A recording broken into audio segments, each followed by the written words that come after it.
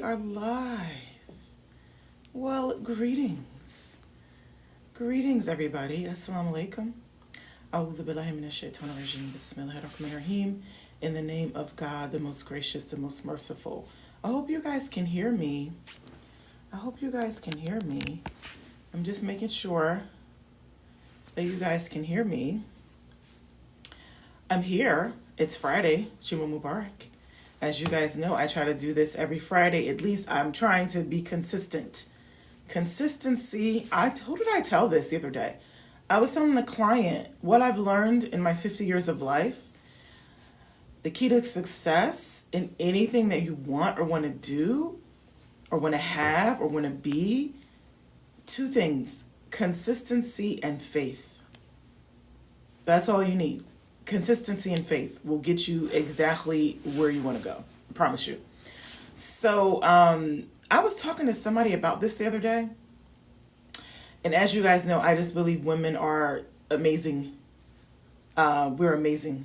We're amazing, amazing, amazing, and powerful and wonderful. And our energy, I really see this clearly. I've learned this over the last 21 years of my marriage. As you guys who are new to me, my name is Rashida. I'm your favorite marriage mindset coach because I have so many pearls of wisdom for women all over the world. As a woman who's been happily married it'll be 21 years, alhamdulillah, 21 years in January. I've learned so many things. I was raised primarily by my father. I have a lot of brothers. I have like 7 brothers. And I feel like maybe I've studied men all my life. Maybe I've studied them. And there's certain things I've learned about them. And there's certain things I've learned about me with dealing with men. And the one thing that my advice for you guys is primarily and I feel like I need light. Okay. I need more light. So I just got this feeling I need more light. And I forgot to turn my light on. Hold on. Let me get situated. You know, I got to get situated. I got to have my lighting just right. If I'm going to do this. I have to enjoy my lighting. If my lighting's not good, I love that. If my lighting's not good, it's going to be a problem for me. So I feel like problem solved. Good lighting. I love my little desk light. So as you guys know, I tell you guys all the time, I've been married for over 21 years and I have 7 brothers. My father primarily raised me most of my life. So I've learned so many things about men and about the power of women's energy, the power of our energy, our thoughts, our feelings, our words, our energy is so, we can influence them in so many powerful ways when we understand how to use our energy. We can actually help them become more successful. We can put the battery in their back so we can work less, only work if we want to, do things we love, take amazing care of ourselves. So we want to put the battery in their back. We don't want to work hard. We want them to be working hard because I feel like men are designed by the creator of the universe for hard work. I don't think women are designed for hard work. I don't believe that. That's why we have feminine energy and feminine power, right? To influence and inspire them. That's why it's been given to us. We have to know how to use it. So I made a list, y'all, of 5 ways. And as you guys know, I'm going to do my list and then I'm going to answer questions. I'll be on for probably an hour. So I made a list of 5 ways that your feminine energy can help him become more successful. Yes, success is for all. Yes. But I, as a woman who is a working mother, have 2 businesses, work my businesses part-time, I always want him working harder than me. I don't believe in hard work anymore. I gave that up. Gave that up a while ago when I quit my job I've been self-employed for 10 years. So I gave up the notion of hard work about 10 years ago.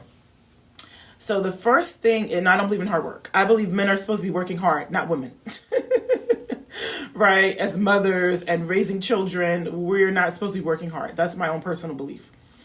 So the first thing that you are going to use and have with your feminine energy to help your husband become more successful, and this is for masculine men only. Masculine men are naturally ambitious, goal oriented, like achieving goals, like setting really high level scary goals. This is for masculine men only, not men who just don't want to work hard and don't want to achieve and don't want to be more and do more. This chat is not about those men. So the first thing is, I told you guys this earlier, faith is a powerful, powerful, powerful energy. You want to have faith in him. You have to have faith in God, because all is possible. There are no limits, right? You have to have faith in his dreams, and you have to have faith in your dreams. What are your dreams? What do you want out of life? Do you want an easier life? Do you want to work less? Do you want to work your hobbies? Do you want to start a business so you can just have more time for your kids, for yourself, for him? You have to believe. You have to have this crazy level of faith that you get to create the life you want, and you can put the battery in his back to help him make it easier for you. You have to have this obscene level of faith. And how I think the creator of the universe works is, my faith is the catalyst.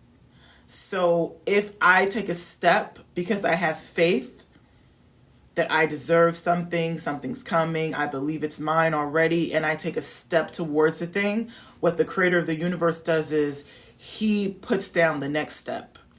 But I got to take the step first. The step first is to show him that I believe.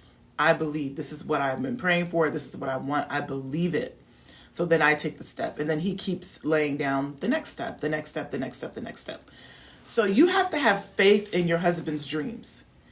One of the things that masculine men usually do in the courtship period, because they're trying to prove to you, because they really, really, really, really, really, really, really, really, really, really like you, only married man who really, really, really, really, really likes you, he's trying to prove to you that I'm the one. And he's going to share his dreams with you. He's going to tell you, because he wants you to know, I can provide for you. I have a plan to provide for you. I want to make your life easier and better. This is my dream. This is my plan. These are my goals, to be able to take care of a family. So you want to always tell him, I believe in your dreams. I believe in your goals. I believe you're going to do it. I believe you're going to get there. Right?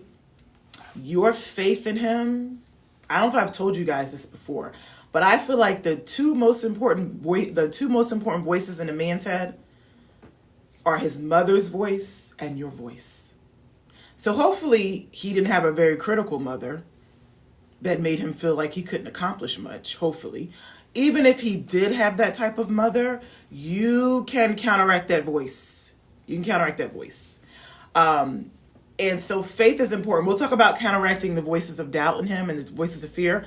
We'll get into that in a second. Walaikum assalam, beautiful women. Juma Mubarak, everybody.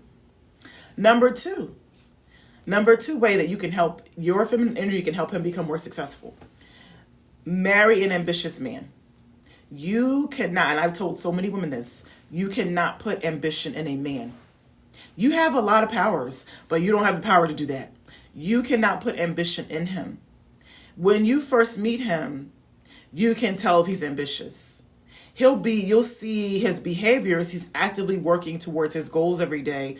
He's telling you, this is what I want to do. This is where I see myself in 10 years. This is what I want to accomplish. These are my dreams, right? You see him actively working towards his high level goals. That shows you he's an ambitious man. So it's easier to pour into an ambitious man with your words, your thoughts, your feelings, than it is to pour into a man that doesn't want much for himself, or is comfortable with bare minimum. It's harder. It's not saying it's not impossible, because I've heard women who've done it, but it just makes it harder. It'll make it harder for you. It'll make your life harder. Okay? You're looking for a man to make your life easier and better, right? And you're going to do the same. You're going to make his life easier and better just from your energy. He's going to make your life easier and better from his hard work, right? Number two, about marry an ambitious man is also don't be afraid to look outside of what you think the type of man is that you want. So we all have this idea in our heads about who we're going to marry. Everybody has an idea. Don't be afraid to, thank you, lovelies. Don't be afraid to shift your beliefs about your type. Don't be afraid. If you meet a really nice, kind, ambitious man, and he's quote unquote not what you saw for yourself, for your husband, don't be afraid. Don't overlook those type of men, because those type of men will like you, love you, and will work hard for you and will work hard for your family, right? So be open-minded, as I tell women. Be open-minded, open heart, open mind. Number 3, with an ambitious man, all you really have to do to make him more successful is put the battery in his back, not in your back. You're not telling yourself, I have to go do or achieve more. You just listening to him. When you hear any doubts come up as he's working, fears, struggles, he's going to go through challenges to get to his dream. I promise you. He's going to go through so many challenges because the challenges are actually growing him as a man. Men are designed to overcome challenges, and the men who overcome challenges become successful. So you're in the background putting the battery in his back as he's going through challenges and encouraging him. It's okay, babe. You're going to get through this. I believe in you. I'm proud of what you've already accomplished so far. You're going to figure this out. I don't offer solutions. When my husband would come to me with challenges in his business or challenges in his work, I would say to him, instead of saying, oh, I'm so sorry for you. Oh my God, it must be horrible. I would say to him, wow, what are you going to do about that? I put it right back on him. What are you going to do about that?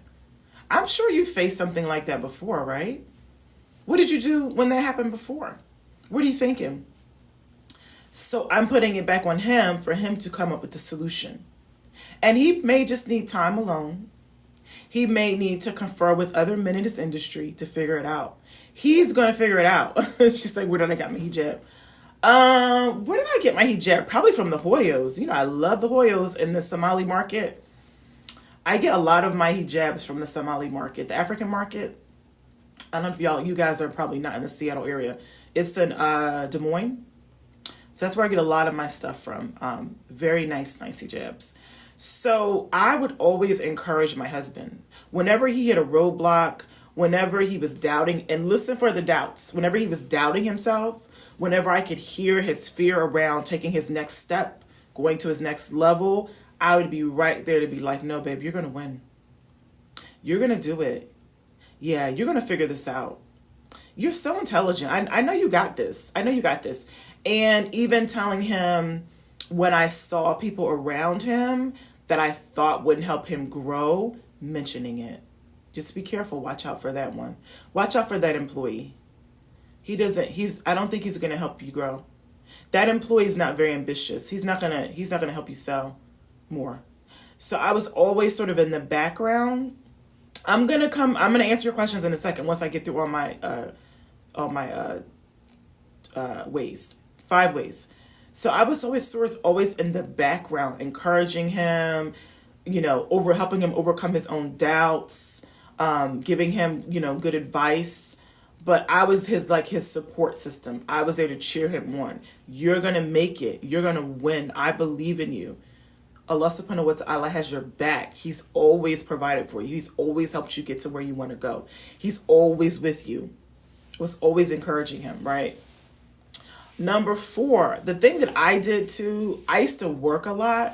And when I quit my job 10 years ago, I don't solve Aziza. What I say to him is, what are you going to do? How are you going to solve it? What do you think? What do you think? And then I let him process it. And then I let him figure it out. Then I let him come up with a solution. I don't solve any grown man's problems. Don't solve grown man's problems. They need to solve their own problems. What makes them more like a man is overcoming challenges. That's how they grow. That's how they learn. That's how they get to their next level. They have to overcome challenges and they have to feel confident that they can. And all you're doing is saying, I believe in you. I believe you're going to overcome this. I believe in this. I believe in you. And I believe in God. So I'll pray for you. Oh, I'll tell him, I'll pray for you, babe. I'll pray for you, babe. I got you. I'm going to pray for you. And you pray. And I tell him, make it Stakara. Make it Stakara. So I'm just there as a support system. I'm not there to help him solve the problem, right? I also started, number 4, I started to work less when I started my business, because what I noticed is I didn't have the energy, and I was feeling, I didn't have the energy to nurture my family because I was working too much and I was working too hard. And I was very in my masculine. I was super achiever. Like, I got to achieve everything just like him. And I wasn't taking good care of myself. I wasn't having time and space just to rest, just to heal, just to do fun things I like, just to nurture my own energy, just to pour into my own energy. So it's hard for a woman to nurture a man if she doesn't have the space to nurture herself. So I decided to work less and to start a business so that I would have more time to fill myself up, to nurture myself, so that I could also have the energy and the time and the desire to nurture my family. So I wouldn't be super tired all the time. I'd have time for naps and time for rest and time for massages and time for facials and time for the things that really filled me up too. So I could give the energy to him, right? And I became softer with him. I became more relaxed when I'm around him. Because what really masculine men really want when they're around you is they want to feel the energy of peace and relaxation and calm and nurturing in a peaceful environment. And so, like, I started cooking more. I started being more into like decorating my home, making my home really peaceful and comfortable feeling. And whenever he was around me, because my husband works crazy hours. Masculine men work really, really hard. I mean, like 12, 14-hour days. So when he comes home, I would be in a space, because I've taken amazing care of myself all day. I'd be in a space to nurture him. I'd want to nurture him. I'd want to give to him. I'd want to pour into him. I want to listen to his day. I want to encourage him. But when you're working so much and so hard and you're in your masculine, you're not going to even be thinking that way. And what you don't understand is your feminine energy will actually will make him more successful, because when he's around you, he feels so at peace and so good and so calm. He'll want to do more. He'll want to give you more. It's just a natural thing. If he loves you, that's a caveat. If he loves you. If he doesn't love you, he won't care. He won't care about you working hard. And he won't care that you're overworked, overburdened, overwhelmed. If a man sees you working too hard and he sees that you are overworked and overburdened and he doesn't care, he doesn't really love you. A man who really, really loves you is thinking every day, how can I make this woman's life better and easier? If he's not thinking that, that's either a feminine man or he doesn't really love you. So, okay. So I had to learn how to separate my productivity with my level of value. So me being productive does not make me valuable. I'm valuable because I'm a creation of God and I'm a woman. That's why I'm valuable. I was born valuable just like you are. So once I got out the notion of achieving makes me valuable, then I would have more time for rest and peace and naps and ease and, just enjoyment of life, right? Because I feel like he should be working hard, not me. Number 5, and I tell women this in courtship, be honest with a man around if you plan to contribute to the household, the exact amount, the percentage. Be honest. I don't believe in 50-50. Some women do. If you only plan to contribute 20% or 10% or 30% or whatever it is, be honest, because what that man needs to know is he needs to know what level of income he needs to be at to provide for your family. And if you are lying to him and saying, oh no, I'm going to give 50-50 and I'm going to contribute and I'm going to do all this stuff, and then you start working hard and feeling overwhelmed, you're going to resent your husband. It leads to resentment because you're going to feel like, I'm giving too much. I'm working too hard. I'm taking care of the family. I'm taking care of the kids. I'm doing all the things in the house. I'm cooking, I'm cleaning. And you're going to start to feel overwhelmed and you're going to start to feel resentful. It's natural. So if you're honest with him about this is what I'm not going to contribute anything to the household, or I'm going to take care of the kids' clothes, or I'm going to take care of the home decorations, or like sit down before marriage and have those conversations.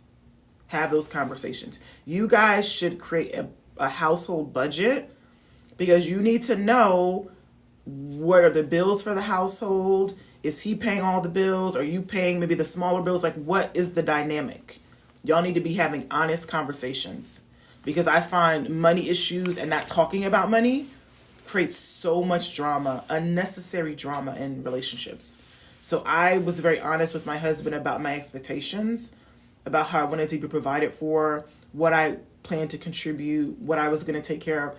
And so we don't have those issues because we always talked about it, right? And I gave you guys a bonus too. The last thing is provide peace, respect, and nurturing. That's all you really have to provide for a very masculine man. All he really wants is peace, respect, and nurturing. And nurturing is from all different levels. It's physical intimacy, it's emotional intimacy, it's, feeding him. Yes, they like to be fed. That feels very nurturing to a man. Respect is he will not allow you to disrespect him, and he'll call you out too. Really masculine men demand respect. So if you're giving him respect and peace and nurturing, he is going to bust his butt to make sure you have all the things that you want and you desire. Okay? So that was my list. It's all about encouragement or helping him overcome his own doubts and fears, telling him you're proud of him for where he is right now, telling him you're proud of him and you believe in him and you're encouraging him. You're giving him respect and peace and nurturing. That's all you have to do. So if you guys have questions, comments, or concerns, put your questions, comments, and concerns in the chat and I will respond. How do you have the conversation about money? You're afraid to ask or talk about money. Is this pre-marriage, like in courtship? And I think I said this in my last TikTok or my last live. If you're afraid to have the conversation with a man about what he can afford, what his level of income is, how he plans to provide for you, you need to have your wali or your father have the conversation. Someone in your family needs to be having that conversation. If you don't know how much he earns and you don't know what his expectations are around, does he believe in 50-50? Right? Or is he going to be 100-0? Or like y'all need to, if you don't feel comfortable having the conversation, have your father or your wali have it with him. Because it is your right as a Muslim woman to have to have food, clothing, and shelter provided by your husband. That's your right. If he's not in a position to do that 100% and you want to give charity, you can give charity. But you could also say, I'm only going to do this for X amount of period of time, because you should be expecting him to create more income. A masculine man is always growing. He's always trying to grow himself. He's trying to grow his income. He's trying to grow his spirituality. He's always growing. He's thinking about growth. He has a growth mindset. So you won't have to tell him to make more income, girl. You won't never have to tell him that. I promise you. A masculine man is always thinking, how can I create more income? It's just in his DNA. So you won't have to say that to him, but you need to know his starting position. So don't be afraid to have real conversations before marriage and even in marriage, because his income is going to change. His income is going to grow over time. And he's going to provide for you at the next level as his income grows, if he really cares about you and loves you. Okay. Let's see. Hey, bro. My bro's on. Can you tell us how to practice femininity in our singlehood? Yes, I've done so many TikToks about this. You have to, as a single woman, still take good care of yourself. Femininity is about taking good care of yourself mentally, emotionally, spiritually, physically. Taking good care of yourself, right? How do I speak to myself? Am I loving to myself? Am I kind? Am I compassionate? Do I treat myself to nice things? Do I eat well? If I have mental issues or emotional issues, do I have a therapist? Do I have a coach? Am I always working on myself to feel good about myself, right?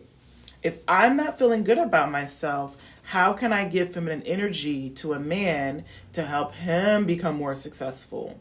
If I'm not pouring into myself, as a single woman, the question should be, do I really feel good about myself? Do I really feel good about my life?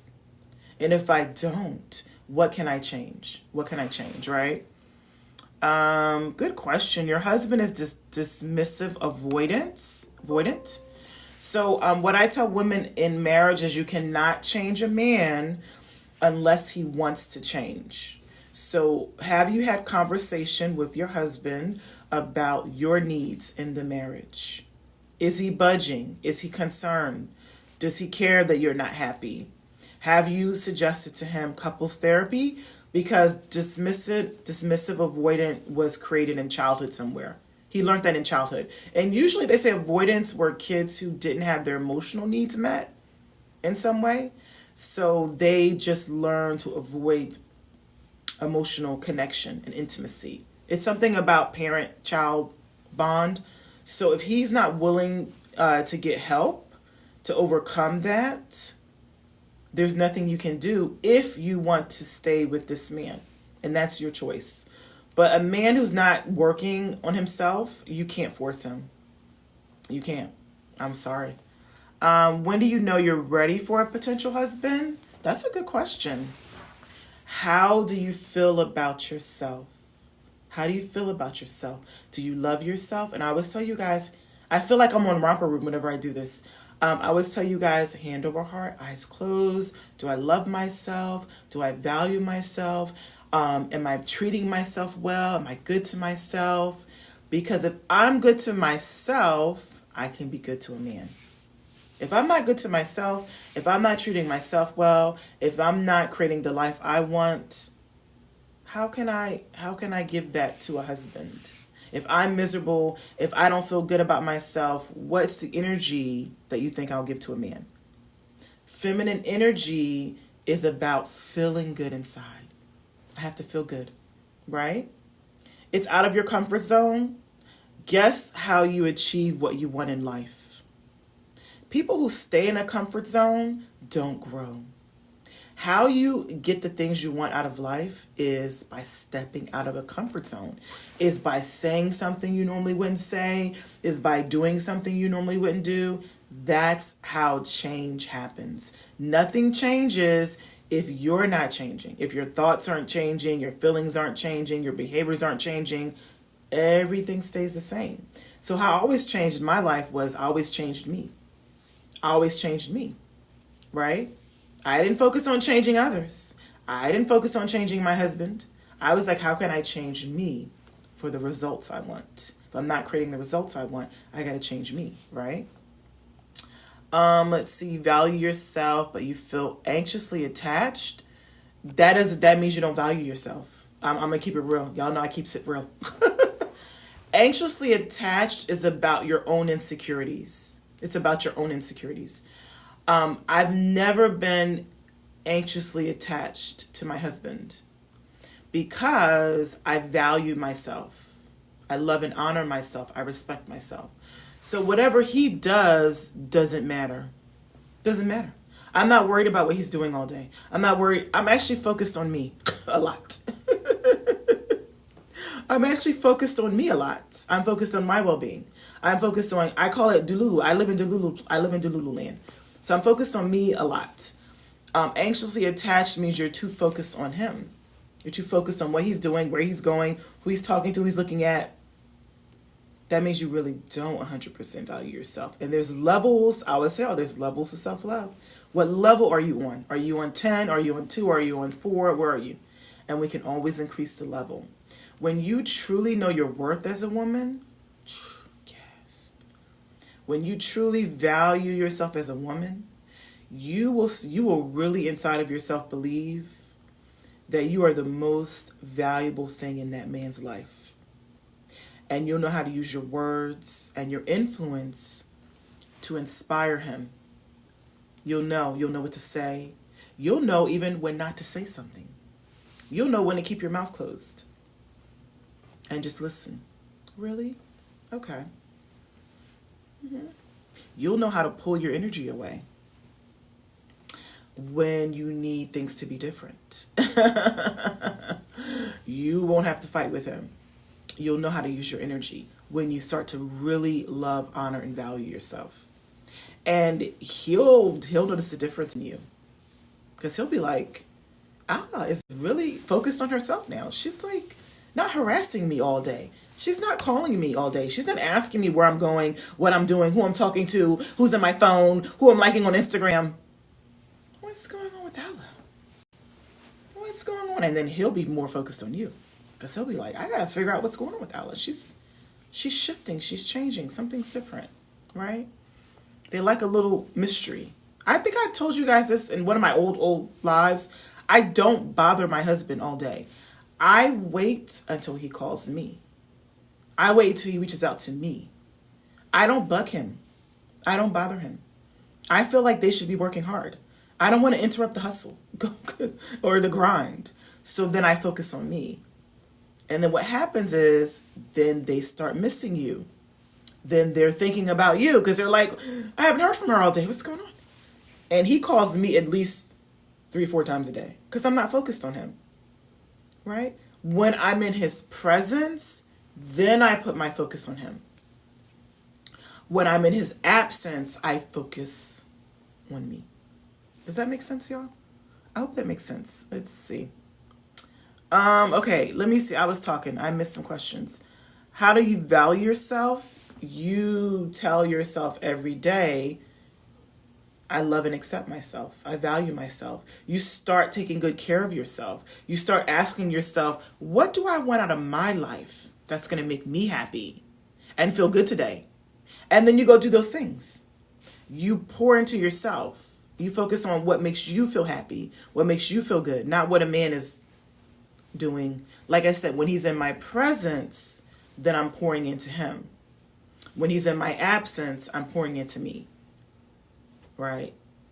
And there's a balance. It doesn't feel one-sided. I always tell women, if you're giving too much to a man, it's going to feel so imbalanced and you're going to become resentful. Because you're going to be thinking, he's not pouring enough into me. It's because you're giving too much. You're giving too much. It's like a mother. Yes. Then you become like his mother. And you don't want to be a man's mother, I promise you. You become his mother. And like most little kids, they don't appreciate their mothers. If you notice, most little boys, little kids, they don't appreciate their mother because she's overgiving, like you are. Right? Okay. Let me see. My son is on. Isa, my 6-year-old son is on. Do you appreciate your mother? He's going to say yes, but I tell you, children expect their parents to do things, right? You don't want to marry a man that just expects you just to be at his beck and call 24/7. EC's on. EC, that's funny. He's never been on my live before. Why are you on my live, EC? He's off school today. Okay. Let's see. Pre-marriage money talks. Ask about finances. Yeah. So why is AI in here? That's funny. AI is in here summarizing all my content for me. If you guys have questions, put your questions in there. You have to love and accept yourself, ladies. I think I tell you this all the time. Write it on your bathroom mirror in red lipstick or a red marker. Write it. I love and accept myself. I'm valuable. I'm worthy. All the things you want to say to yourself, write them on your bathroom mirror. Say them every day. Reprogram your subconscious. When you hear a negative thought about yourself, an unloving, unkind thought about yourself, you delete it. Delete it. Replace it with amazing, loving, powerful thoughts about who you are and what you deserve.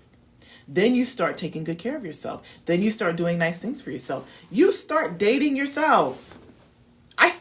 I still date me. I still take myself out to meals.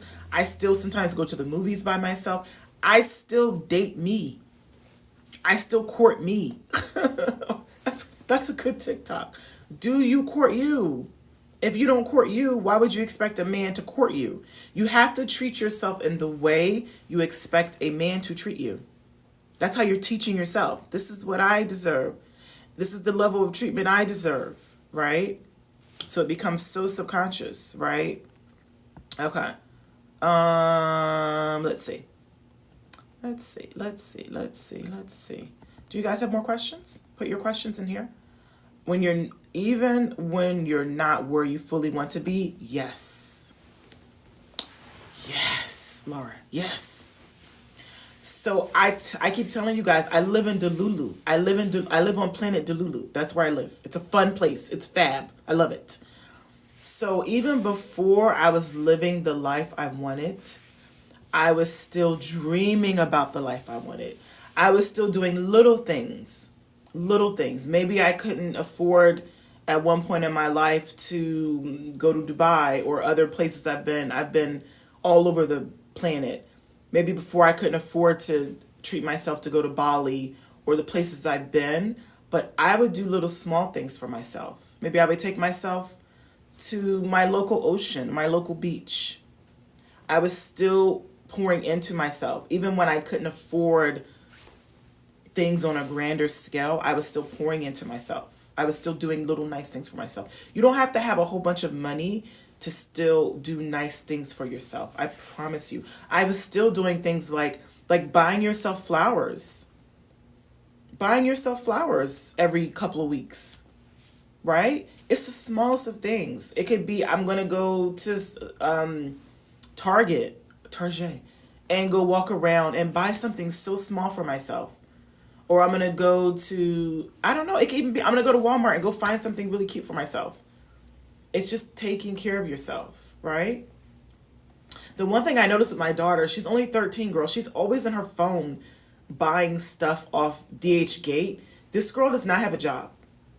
She will go ask her dad, her aunt lives with us, my mom lives with us, her grandmother. She'll go hit up everybody for like $10 or $15, me. And then she'll have like 60. And then she'll say, Mom, oh, can you go on DH and go buy this stuff? So even this child who doesn't have a job, she doesn't have a job, finds ways to get her needs met. Because in her head, she's thinking, I deserve to have my needs met. And she's going to go talk to everybody in the house to figure out how can I get my needs met. And she's 13. I don't know where she learned that from. I'm starting to think women come into the planet like that. If you notice little girls are always asking for stuff from people. Always. Their fathers, their brothers, right? So I think maybe we're born that way. We're born knowing our value. And then things happen. Maybe you hear no too much. And then you stop trying to get your needs met. Then you stop trying. Don't stop trying. Don't stop trying to get your needs met. Because if you're not getting your needs met before you get married, you'll find it awkward and hard to ask a man to meet your needs. That's why I forced Mina. I would force her when she was little. She would come to me and be like, Mom, can I have, whatever, something large, Coke she wanted or something she wanted. And I'd be like, go talk to your dad. Go ask your dad. And it was awkward for her at first, but I was like, no, I'm going to force you to learn how to ask for the things you want. So when you get married, this will feel very natural and normal, right? Okay. Let's see. Do you guys have more questions? Yeah, Fairy, do you notice how little girls are like, I study my daughter. Seriously, I study her. Little girls are very like, this is what I like. This is what I want. I look cute in this. I'm going to put my fairy tale princess dress on. And then I'm gonna have the crown with it and the princess, and like they are on Delulu. They're on Delulu land. And if somebody keeps them in Delulu land, they stay there. And then they grow up to become women who marry men who treat them that way. Because they just think, what do you mean? Right? So, yeah. I think we're all, I don't know, I think, and I was like that with my dad when I was a little girl. I was like, Daddy, I want this and this. And my dad couldn't afford a lot of things. But do you think I wouldn't ask? I'd still be like, you see those shoes? I want those shoes. Can you get them for me? Right. So I think we always just, I think women are so amazing because I feel like we just always find a way. If you really believe you deserve to have your needs met, you'll find a way. Like you will find a way to get your needs met. Seriously. It's, I don't know. It's amazing. It's amazing the energy we have, right? I think how important is it to heal yourself before marriage?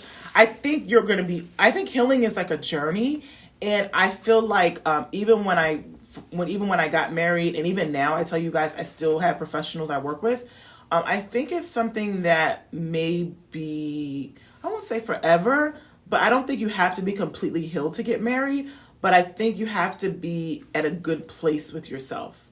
Because if you're not in a good place emotionally in yourself as a woman, you'll want to be chosen. That's the thing I see with a lot of young women. They just want to be chosen by a man, and they don't really feel that they should choose the right one. So it's like any man that shows up and it's like, oh, I like you, you're cute, you're pretty, like they just fall for it. And they don't ask, like Aziz Ferry said, they don't ask tough questions. They don't delve deeply into that man's psychology. They're not asking themselves, will this man make my life easier or better? Because they just want to be chosen. And that's not the energy that you want in courtship.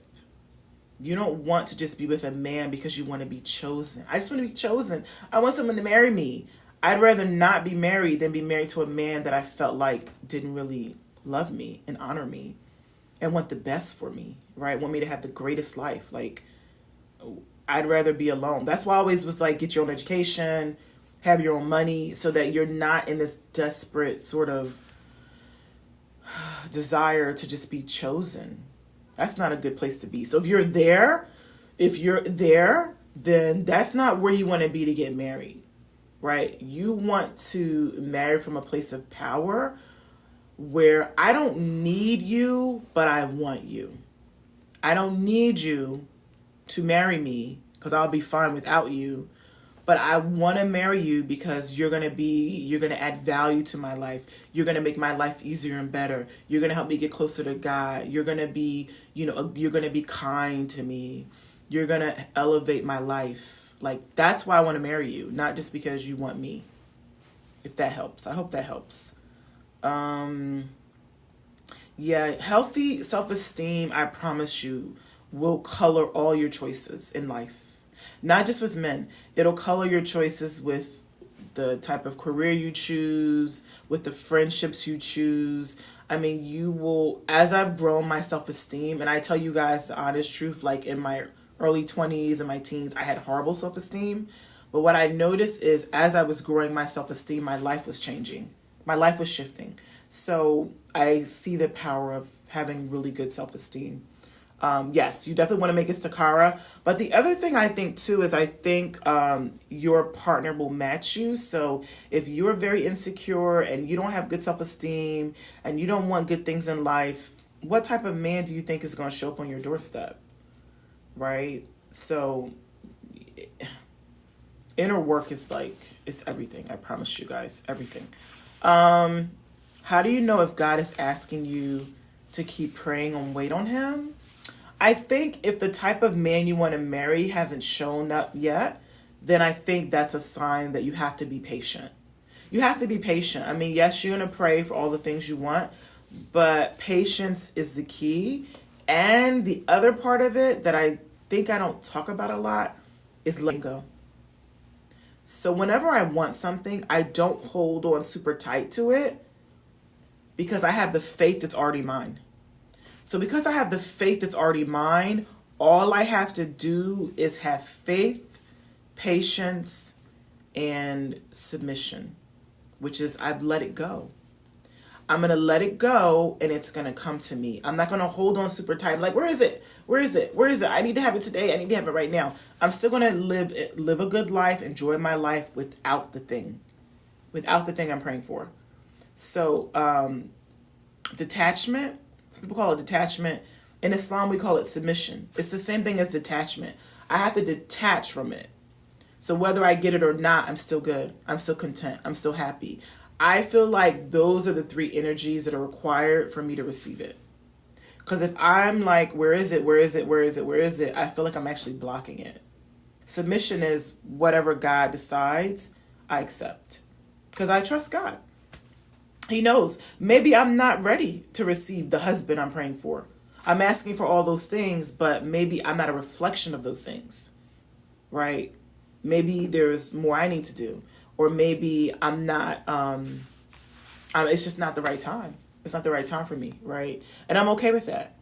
Because I know I'm in preparation for the thing I want. I stay in preparation. I'm preparing myself. Because I really believe it's coming. Like before I got married, I had a therapist. Because I was like, oh, I need to do some work on myself.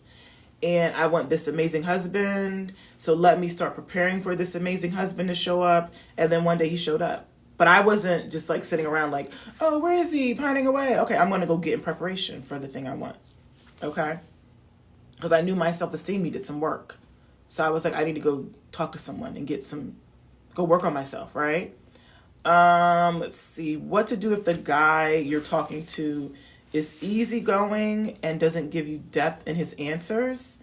I would keep asking questions. I would keep asking questions until I was satisfied with the answer. I get to ask as many questions as I want to if I'm going to be married to you. I don't really think that deep. And this is the other thing about women. I'm not going to say I don't care what he thinks, but what I think and what I feel is more important. Not what he thinks and feels. Because I have to live with him. So I am not going to marry a man until I feel comfortable. 100% comfortable. And I don't care about his issues around it. I'm putting my feelings before his, right? Because women naturally in marriage are nurturing and loving and kind, and we're just going to be that naturally. So I need to make sure I feel safe and comfortable to be my natural self in the marriage. That I don't have to have walls up and guards up and defenses up. But if I don't feel safe yet with you and I don't feel comfortable with your answers, my walls are still going to be up. And because you really, really, really, really, really, really like me and want to marry me, you're going to work. You're going to work for my heart. I think I did a little TikTok about that. He's supposed to be working for your heart. So why are you concerned about what he's thinking and feeling? Right? I'm more concerned about what I'm thinking and feeling about this person that I'm getting ready to give my womb to, my body, my life, my energy, my children. Like, that's what I'm concerned about, right? What do you think about the idea of the right person, wrong time? I think it's plausible. It could happen. I mean, yeah, you could meet someone and, well, I don't know. I just changed my mind about that. Because if I really meet somebody and I'm like, this is the one, what do you mean wrong timing? What does time have to do with you meeting an amazing husband, an amazing man, and you guys wanting to get married?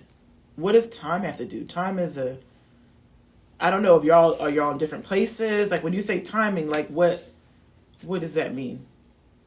Because when I met the right person, I didn't think about timing. I was like, yeah, this is the one. Let's go. Right? So you may want to explain that a little bit more. How do you become more feminine while doing masculine roles? Yeah, that's a good question. What I started to do was I started to work less and I stopped competing. So I used to be super competitive and I have businesses, so sales was like always in my head, numbers, making more money, competing against others, achieving. I stopped thinking that way. I started to work less. I work part-time. I started to nap more. I started to rest more. I started to take better care of myself. I started doing things like massages and facials. I started to like just not be in this mindset. It's a mindset first. I stopped being in the mindset of my value is attached to how productive I am. And most women who are masculine dominant, they're attaching productivity to their value. I started to see myself as valuable because I'm breathing, because I'm here. Nothing, I don't have to do anything to be valuable. So I had to change my mindset first. And I started to believe that life should be easier for me. I shouldn't have to work hard. There's nowhere in the Quran where Allah subhanahu wa ta'ala says a woman has to work hard.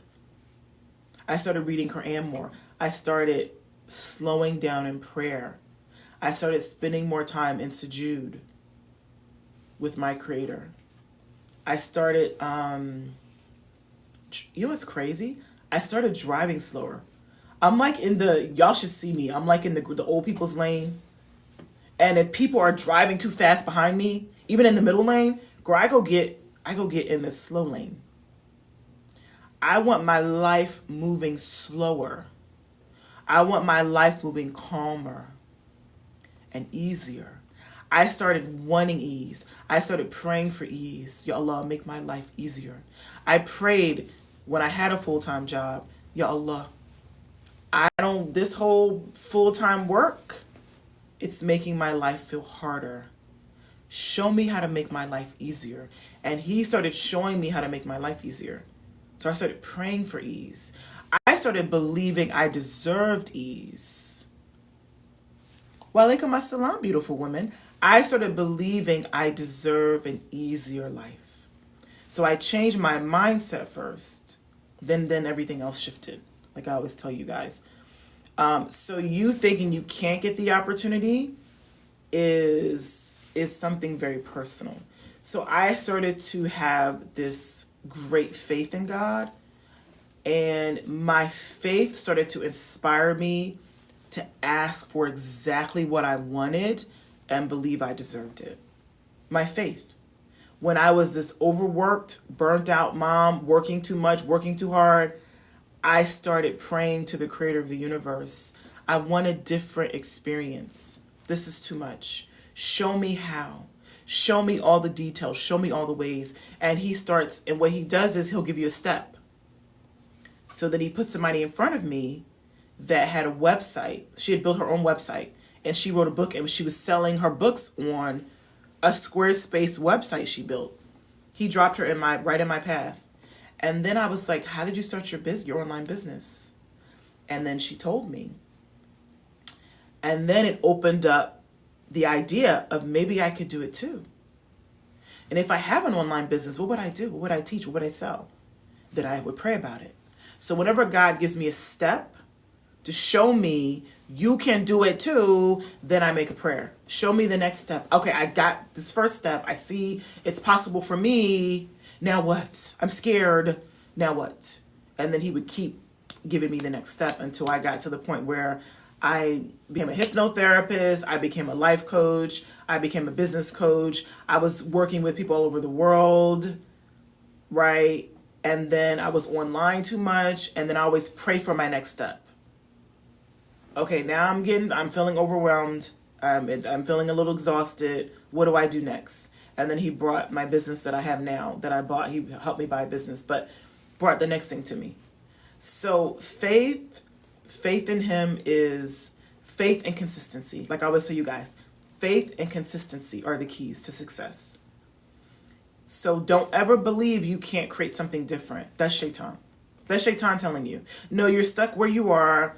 You don't get to have ease in your life. You don't get to have an amazing husband that makes your life easier and better. This is the only thing you can do.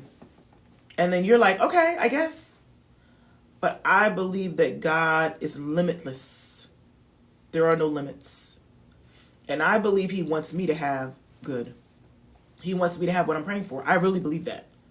And all I have to do is take the step. When I'm scared, when I'm tired, I got to take the step. And then pray for the next step. Okay? Let's see. I've been talking. I'm missing your comments. Let's see. Yeah, they're supposed to be busy, girl. A masculine man is supposed to be busy, busy, busy, working hard, not me. You said you don't talk to him when you're mad. That's a good thing, Samira. You know what I had to learn in 21 years of marriage? I had to learn when to speak to my husband and how. I had to learn how to manage my emotions, because I tell y'all, I'm super emotional.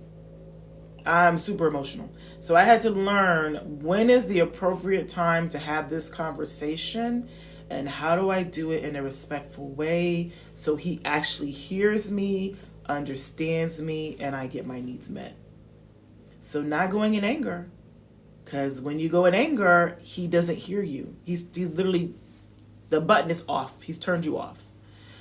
So with masculine men, especially with masculine men, you have to have a good level of respect for him. So this took me a long time to learn. But now I know how to speak to my husband, and I know when.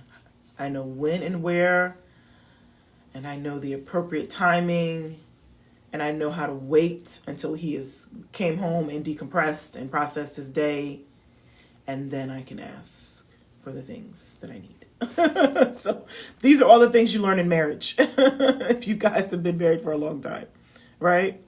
How to sense if he's the good one if you only see him at work, except it's Takara. What's his behavior like at work? What are the characteristics that you see about him at work? Why are you even interested? What do you see about him that you like, right? What do you see about him that even makes you interested in him? There were so many things I saw about my husband. Simple things, like the fact that whenever he would see someone on the side of the road, he would stop. He would stop to see if they needed help, especially if it was a woman, he would definitely stop. There were certain things like how he would play with his nephew, rolling around on the floor, how he was gentle. He was like gentle with me, and kind, and always asking me, what I needed, what I wanted. He still does it. Whenever he was getting ready to eat, he would ask me, do you want something? Do you need something? He was just very considerate. And I saw his consideration for others. And I knew because he was so considerate, he'd be considerate with me. And even with his mother, like he would send money to his mom every month. Like there were things I saw in his behaviors that I was like, that's the one for me. That's the one for me, right? Let's see, more questions or concerns. He finds it disrespectful and you can't communicate. Yeah, Samira, you're probably still young. If you want your marriage to be more peaceful and loving, and you want him to also be loving and peaceful with you, you're going to have to learn how to speak to your husband in a way that is not disrespectful, right?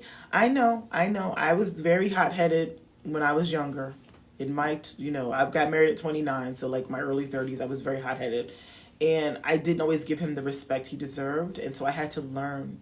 I had to learn a lot of lessons. And so even when we have conflict now, you have to learn to communicate in a healthy way. Because you deserve respect and he deserves respect. And if you want him to pour into you and to invest more in you and to make your life easier and better, you have to learn to speak to him with the proper level of respect. Okay? It's a practice. And what you do is when you feel the emotion surging and you feel the anger surging, take a deep breath. Stop yourself before you call him or talk to him. And ask yourself, if I behave in this way, what are the results? What are the results? What's he going to do if I behave in this way? Am I going to get what I need if I behave in this way? And I don't like doing the same things over and over and over again and not getting the results I want. I don't like the idea of that. So I'm always thinking, how can I be different to get something different? If I'm the same, I don't get anything different. Nothing changes, right? So that's growth as a woman, learning how to manage your emotions, okay? Let's see. How do you move through betrayal? I always tell women, if you are, excuse me. Oh, I had to burp or something. if you're in a situation where you're facing betrayal, you definitely want to get an expert involved. So you need either a mediator, or I always tell couples you need a couples therapist, because you need to get to the root of it, right? What's the root of it? What's the root of the betrayal? On your end and his end. People always think, oh, it's the man, it's the man, it's the man. And they're not necessarily looking at their part. And what couples therapy does is it helps you guys take accountability for both sides, right? So I would suggest couples therapy. And also, I was just reading in the Quran the other day, or I was listening in the Quran the other day about forgiveness, and it like jumped out in my head, was like, if you really want to repair your marriage, you're going to have to work on forgiveness.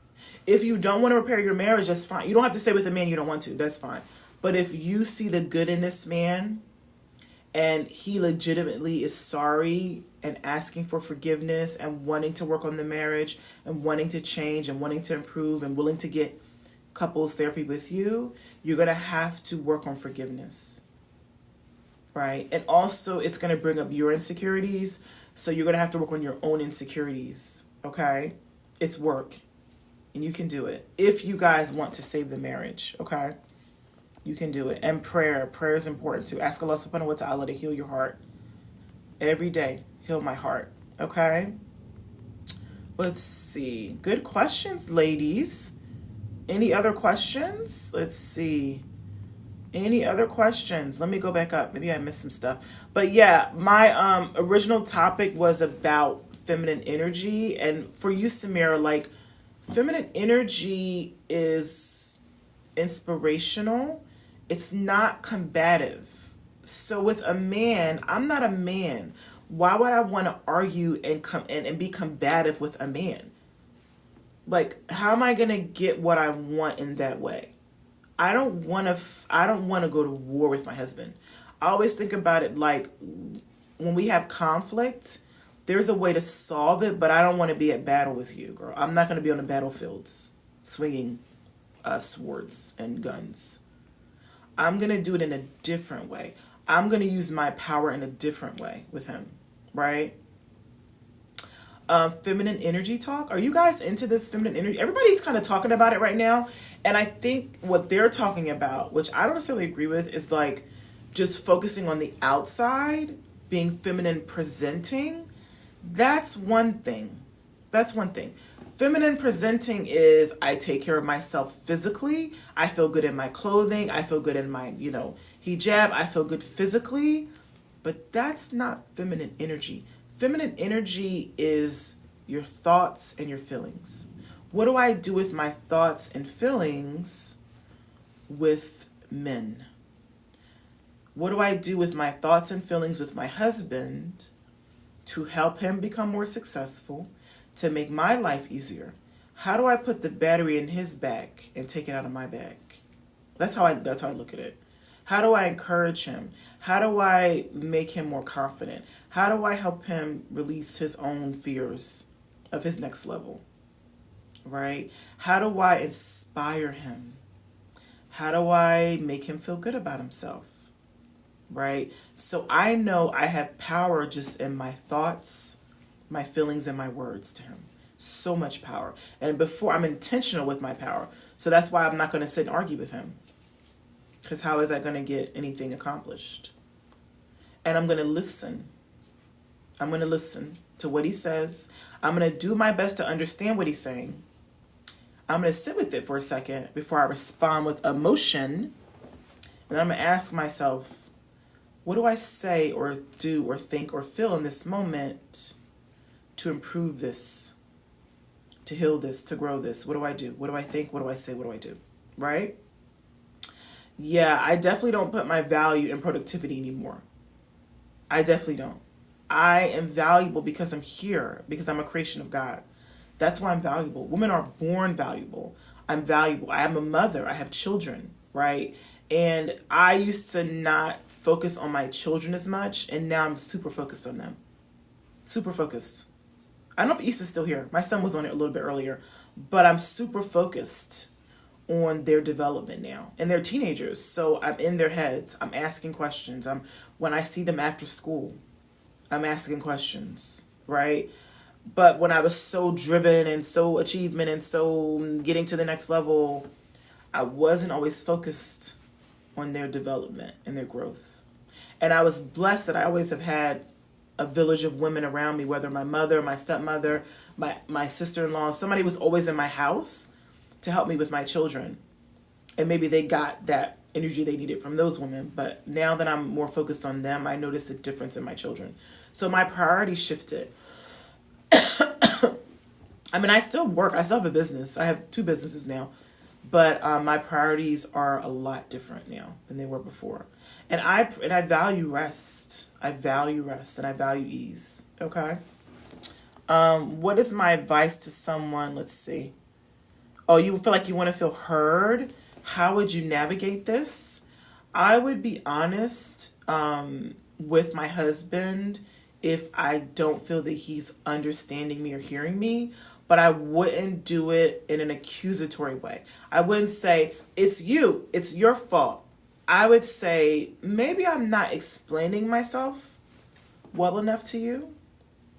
And I just want to talk to you about, I just feel like maybe I'm not communicating clearly so you can understand what I'm going through. I love you. I love our marriage.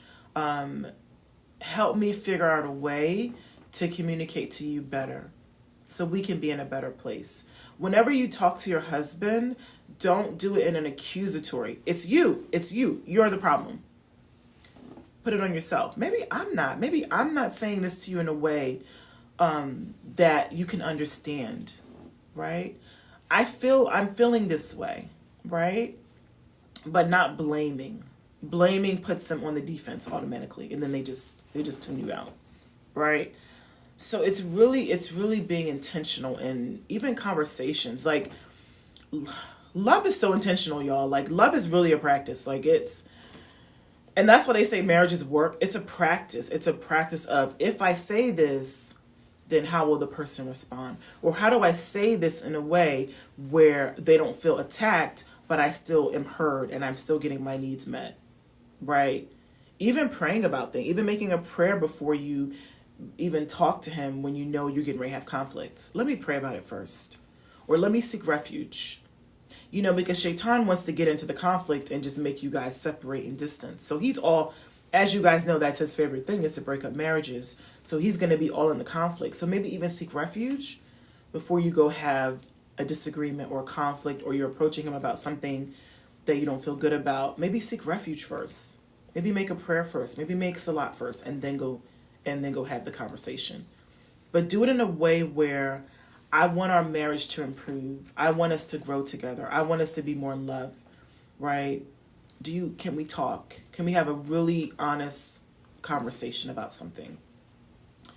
And if he doesn't want to listen to you, that's a hard one, because you can't really make someone listen to you. But you have a right. You have a right to express your feelings and your opinions. You do. Okay? I'm getting ready to go, y'all. I've been on for longer than an hour. Let's see. Yeah, sometimes they are the problem. It's true.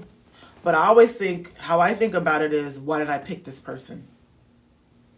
Even if I divorce someone, like I told you guys, like I divorced back in my early 20s. Even after divorce, I still went to see a therapist, because I had to figure out, why did I choose this person? I didn't say, it's him. It's him. He did all these things to me. I'm not a victim. I don't believe in victimhood.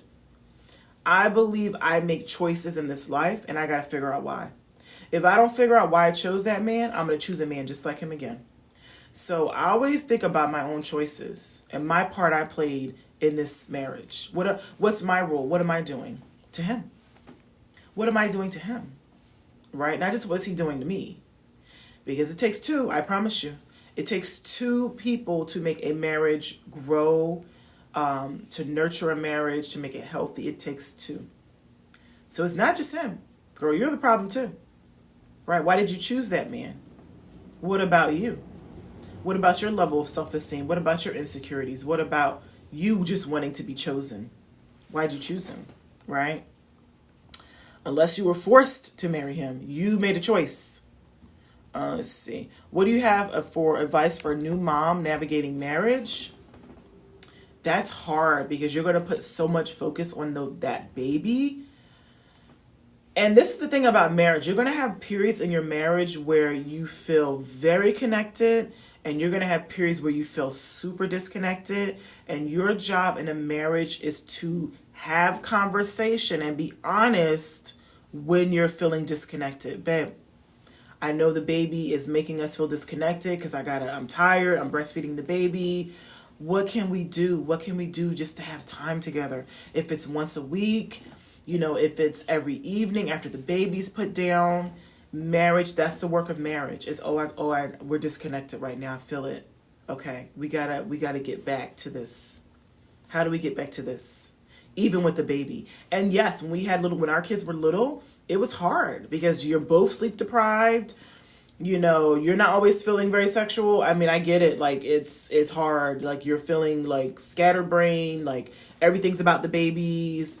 But you guys, if you're honest and you're still trying to stay connected, you'll work through it and you'll get on the other side. And let me tell you about the other side. When they're teenagers and you don't have to work as hard on all the little needs and wants and desires they have, you get closer.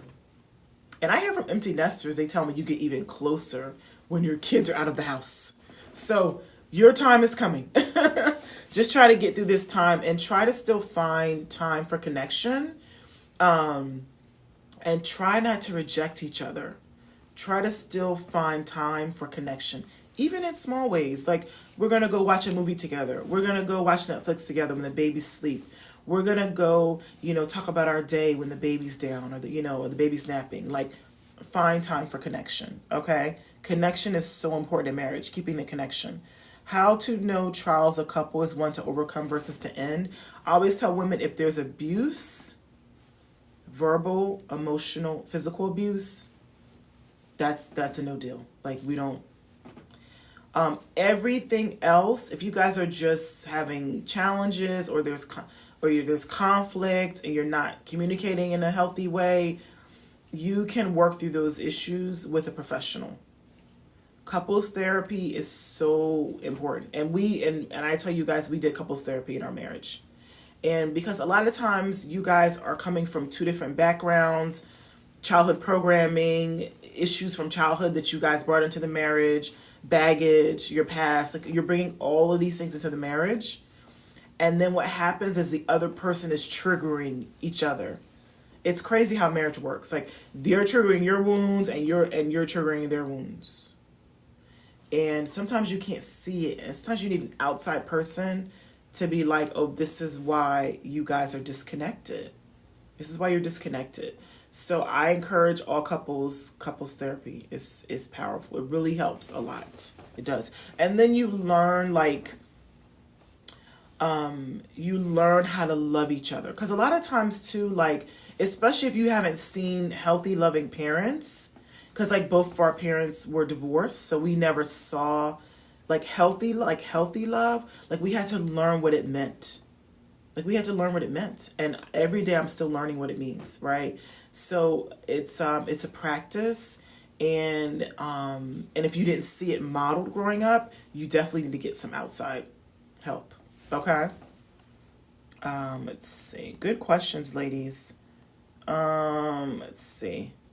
So I think, like I said, I've been on for like an hour, y'all. You're getting a divorce, yeah. And I always tell women, divorce is permissible in Islam because if there's abuse of any kind, like I feel like abuse is a no-go. And then after divorce, Kia, what you want to do is you want to go get help because you want to figure out what was happening inside of you that chose this person, that chose this partner, because you don't want to keep making the same mistakes again and again. Most people remarry the same person because they're not different. They haven't changed. They haven't changed the way they think, the way they feel about themselves. Nothing's changed. So always get some help after divorce to make sure you're different and you can choose different. Okay. I'm getting ready to go, y'all, because I can feel my energy. I can feel my feminine energy, which is nurturing you guys. I'm starting to feel spent. I'm starting to feel like I've given enough. So now I'm going to go give some to myself. I'm going to have lunch and I'm going to work and I'm going to go pour into myself now. And you got to know the balance. You got to feel the balance. When I'm giving too much, I'm feeling overworked, I'm feeling overspent, right? What if he wants to be successful at work and have ease? What if you want to be successful at work and have ease? Then you're probably you're probably watching the wrong live. Because I don't know many people who are successful at work and have ease unless they're owning a business and people are working for them. That's what you want to do. You'd want to have a business where you had employees working for you and you could sit back and just manage the operations. But if you're working yourself and you're doing hard work yourself, I don't think it's really easy to have ease that way, right? Thank you so much, loves. You can check me out on my website. You can send me information through my website, which is RashidaMarriageMindset.com. If you want to book time with me, I do have sessions that I offer. You can book them on the services page of my website. I offer group coaching, private coaching, and I will see you guys, inshallah, the next time I'm inspired. My salams.